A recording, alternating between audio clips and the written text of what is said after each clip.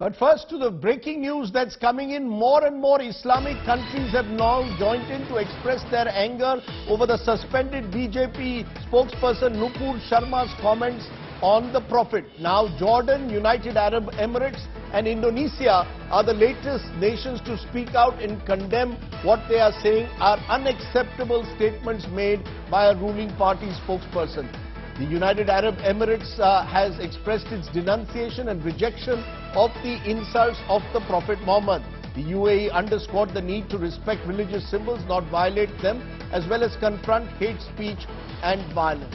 Remember, several countries yesterday had begun with Qatar starting it off, questioning the manner in which the BJP spokesperson had made those statements. Nupur Sharma was suspended last night. Joining me now are Geeta Mohan and Bobby Naqvi. Bobby Naqvi is the former editor of Gulf News in Dubai. Geeta Mohan is our diplomatic editor. Appreciate both of you joining us. Let's get a sense from both of you as to what's happening. Geeta, to you first. Is the Indian government worried that country after country, even Indonesia, Jordan, all coming together on this issue?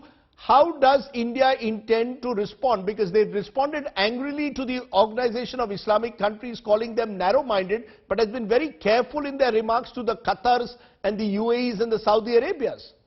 Well, absolutely right, Rajdeep. When it comes to one, the fact that yes, they are concerned that countries are coming out and condemning this, but they go into the room, I'm talking about the bilaterals, they go into the room with the confidence of saying that this is not the view of the government of India and that action has been taken. Now, this is bilateral. It all began with, of course, Qatar, given that the Vice President's visit was underway when this entire controversy broke, and Qatar could not have kept quiet, and that's why they summoned. Once the response was seen by other Muslim nations, it was impossible for them not to have reacted, and that's why we are seeing a lot of reactions coming in. There are only two statements, Rajdeep, where government of India has come out with a strong condemnation and a rebuttal. That is to do with Pakistan and OIC. One, because both the statements went beyond the ambit of this particular incident. They started listing out all other incidents or allegations of the past. And it's the reason why the Indian administration responded in the manner in which they did. But yes, there is damage control. That is, the administration and the diplomatic corps is in the damage control mode, where most of the ambassadors who've been summoned have been explaining the position of the Indian government, and they are continuing to do so through the foreign ministry and the embassies.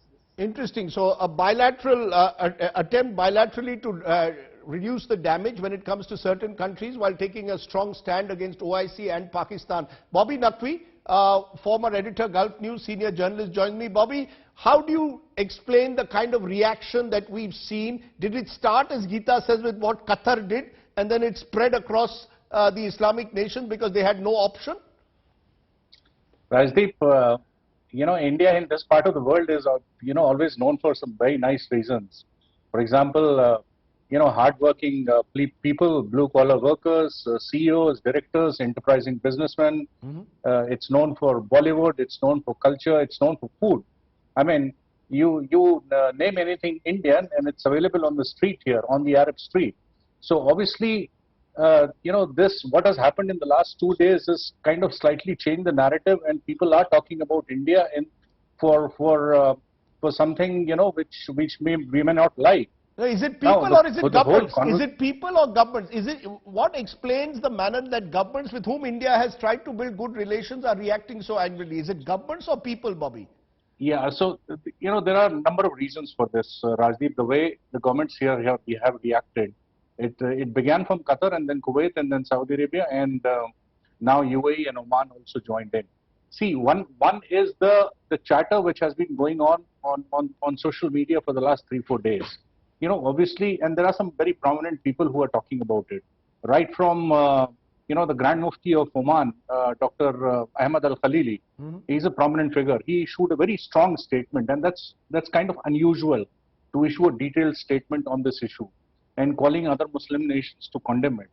That's one. And secondly, there are lots of people also, Arabic personalities, writers, columnists. They have also spoken about this particular issue. See, what happens, Rajdeep, is that even if something is being said in Hindi language, today it quickly gets translated and shared on social media in terms of stickers, etc. So it's people do find out that something is being said Right. and something so nasty is being said, and that is why there was a lot of anger. And I think the governments actually reacted to the sentiment on social media. Interesting what you're saying, that the governments have reacted to the sentiments, the anger being expressed in a way on social media, and therefore have taken a very strong stand, at least publicly, in their statements. Bobby Naqvi, Geeta Mohan joining me right at the very top here on the news today. Appreciate both of you joining me and giving us the latest updates.